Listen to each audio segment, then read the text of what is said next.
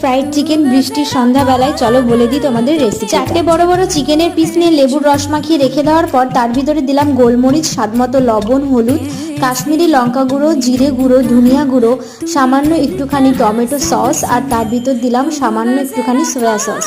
আর এর ভিতরে যাবে 1 চামচ মতো পেঁয়াজ, রসুন আর আদা আর কাঁচা লঙ্কার পেস্ট।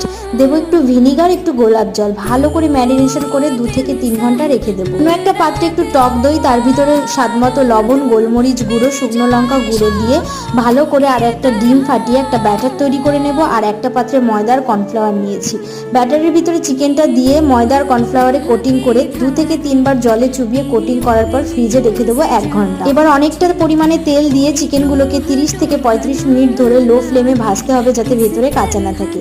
অনেকটা ক্রিস্পি হয়েছে, ব্যাস রেডি আমাদের ফ্রাইড চিকেন। তোমরাও চাইলে কিন্তু বাড়িতে কোনো গেস্ট আসলে বা সবাই একসঙ্গে থাকলে সন্ধ্যাবেলা এটা বানিয়ে খেতে পারো।